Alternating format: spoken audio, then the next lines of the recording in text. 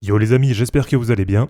J'ai découvert ce site il y a quelques jours, ça s'appelle bitbo.io et c'est un site qui regroupe plein de charts sur Bitcoin, vous allez voir que c'est vraiment super. Et ça ressemble un peu à lookintobitcoin.com pour ceux qui connaissent. Mais là, ce qui est vraiment super intéressant sur bitbo.io, c'est qu'on a une section de projection de prix et on a 7 charts, 7 indicateurs qui sont vraiment super bien faits, super détaillés. Et donc on va les regarder ensemble un par un et avec ces indicateurs, on va essayer d'évaluer à quoi est-ce qu'on peut s'attendre pour le bull run qui arrive. Allez, avant de commencer cette vidéo les amis, sachez que vous pouvez maintenant devenir un membre Wolf en cliquant sur le bouton rejoindre sous la vidéo. Et pour ceux qui veulent aller encore plus loin et être fin prêt pour le bull run qui arrive, ça se passe dans le groupe Telegram Crypto Wolfgang et vous avez le lien dans la description de la vidéo.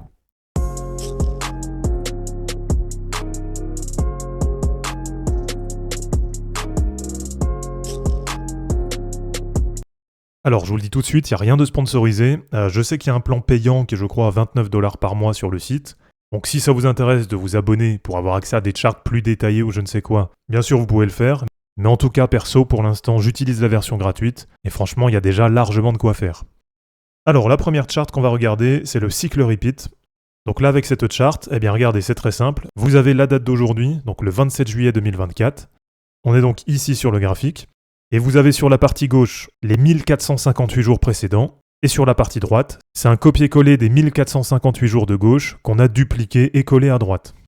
Ça nous dit donc que si jamais le marché, pendant les 1458 prochains jours, se comporte exactement de la même façon que les 1458 jours précédents, regardez, normalement, on doit avoir un premier top sur Bitcoin autour de 320 000, 330 000 $. Et au niveau des dates, ça nous emmène sur une période autour de mars-avril 2025.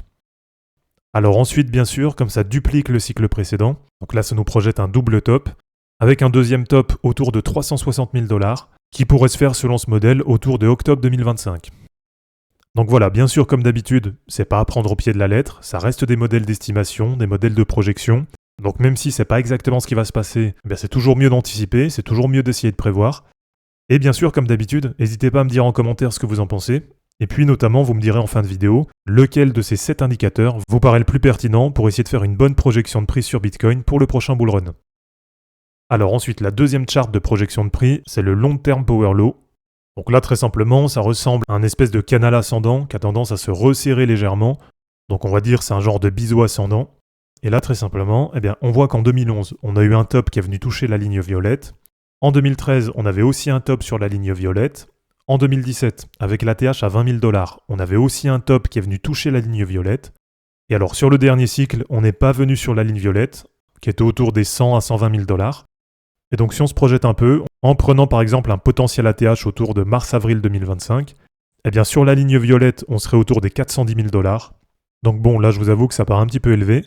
Sur la ligne verte, qui est la ligne moyenne, on serait normalement autour des 110 000 $. Donc là par contre ça paraît un petit peu faible. Mais dans tous les cas, on voit que pour un ATH, on passe très largement au-dessus de cette ligne. Donc là, potentiellement, il faut aller viser entre 100 000 et 400 000. Donc c'est vrai que c'est assez large. Mais on pourrait monter, pourquoi pas, par exemple sur ce carreau. Et donc ça nous fera un ATH autour des 200 000 $. Donc vous me direz ce que vous en pensez. En tout cas, pour l'instant, entre les deux premiers indicateurs, perso, je préfère le premier. Je trouve que celui-là, il est moins pertinent, moins intéressant. Et donc on va regarder le troisième, qui s'appelle le Reward Era Compare. Et alors là, c'est un petit peu compliqué, il y a une formule mathématique pour calculer tout ça.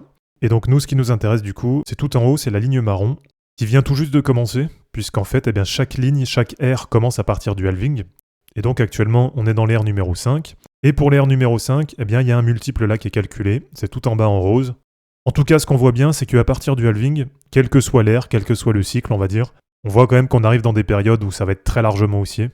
Donc voilà, pour situer actuellement fin juillet, on est par exemple par rapport au dernier cycle dans la même situation que fin août 2020, c'est-à-dire à peu près ici, et donc on est normalement à quelques semaines d'une montée assez parabolique au niveau des prix, et donc ça vaut, comme vous voyez, quel que soit le cycle, quel que soit le bull run, on voit bien que là, on va arriver sur des périodes vraiment haussières sur le marché.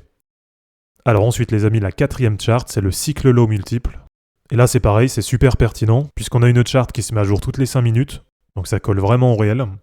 Et alors sur cet indicateur, pour celui-ci, on est dans l'ère numéro 4, et c'est pareil, on voit que par rapport aux autres ères, aux autres cycles, on arrive vraiment ici sur des périodes qui vont être haussières. Et là, une nouvelle fois, on peut se projeter sur un premier top qui pourrait se situer à peu près d'ici 200 jours, sachant que là, on est à peu près 100 jours après le halving, et on voit qu'autour des 300 jours après le halving, sur la plupart des cycles, on a déjà des belles performances. Donc on va dire entre 300 et 500 jours après le halving, Normalement, c'est là que ça va se jouer. Donc on va dire en gros entre janvier 2025 et août 2025, voilà, pour garder une fourchette assez large, il y a quand même de grandes chances que ce soit là qu'on ait les meilleures performances sur le marché. Alors ensuite, la cinquième chart, les amis, c'est le Compare Bull Market. Là, c'est pareil, on a une chart qui est mise à jour toutes les 5 minutes.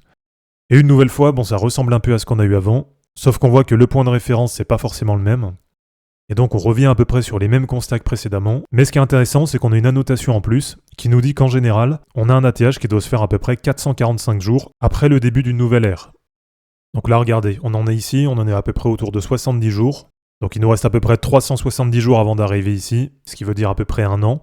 Et donc avec ce modèle, eh bien on devrait se retrouver ici à peu près début août 2025, donc dans un an. Et on devrait se retrouver à peu près ici, donc au niveau des tops, à peu près une centaine de jours avant, donc à peu près 3 mois. Donc une nouvelle fois, ça confirme un peu ce qu'on a vu avant, qu'on pourrait avoir pourquoi pas un premier top de marché sur une période autour de mars, avril ou mai 2025. Alors ensuite, la sixième chart, les amis, c'est le Rainbow. Voilà, ça ressemble au BTC Rainbow que vous connaissez sûrement. Et alors sur celui-là, en gros, en 2013, on a eu un ATH qui est arrivé dans la zone orange. En 2017, on a eu un ATH qui est arrivé dans la zone rouge. En 2021, on a un ATH qui est arrivé dans la zone orange. Et alors on le sait, les cycles ont tendance à s'aplatir un petit peu. Donc là, sans être trop bullish, eh bien si on prend déjà ne serait-ce que sur la zone jaune, et qu'on se projette par exemple en mars 2025, eh bien là on peut se projeter sur une zone jaune autour de 180 000 $. Et si on atteint de nouveau le top de la zone orange, là on pourrait se projeter autour de 250 000 $. Donc voilà, sans doute que la vérité elle se situe là-dedans. Donc on va dire borne basse, dépasser la zone verte, ça veut dire autour de 130 000 $. Et pour la borne haute, pour le scénario bullish, on va dire aller chercher le haut de la zone orange autour de 250 000 $. Et alors enfin pour terminer, la septième chart les amis, c'est le stock to income, qui ressemble un petit peu, vous savez, au fameux stock to flow. Sauf que là, vous allez voir que c'est beaucoup mieux, ça a été recalculé. Et donc en gros avec celui-là, eh bien on peut se projeter sur un ATH toujours pareil, au niveau des mêmes dates, donc autour de mai 2025, avec un prix projeté moyen autour de 280 000 $. Et donc ça revient un petit peu au même que sur l'indicateur précédent, avec un scénario bear d'un BTC à 140 000 $, un scénario moyen d'un BTC à 280 000 $, et un scénario bull, dans ce cas-là, c'est si on vient chercher de nouveau la borne haute, comme sur les cycles précédents. Et donc là, ça nous donne un Bitcoin autour de 550 000 $. Donc voilà, vous me direz ce que vous en pensez. Dites-moi aussi quel chart vous préférez. En tout cas, quand je vois tout ça, une nouvelle fois, ça me conforte quand même dans ma prévision de voir un Bitcoin autour des 175 000 $. Voilà, quand je vois ces prévisions qu'on a vues dans les 7 charts, ça me paraît très largement possible. Et c'est même plutôt bear par rapport à ce qu'on a vu en termes de projection. Et donc pour résumer, on a à peu près 3 scénarios là qui se distinguent avec les différentes projections. Le premier, c'est un scénario plutôt bear avec un BTC qui va rester en dessous des 150 000 $. En deuxième scénario, c'est à peu près le scénario moyen qui est donné sur la plupart des charts, c'est de voir un Bitcoin entre 200 000 et 300 000 $. Et le troisième scénario, c'est le scénario bull qu'on a vu sur quelques charts. Et là, c'est un scénario qui nous projetterait plutôt un Bitcoin entre 400 000 et 550 000 $. Donc voilà les amis, c'est terminé pour cette vidéo. J'espère en tout cas que ça vous aura plu. N'hésitez pas à l'aimer, à la commenter et à vous abonner pour en suivre d'autres. Je vous rappelle que dans la description de cette vidéo, vous allez retrouver tous les liens utiles et les liens pour me soutenir.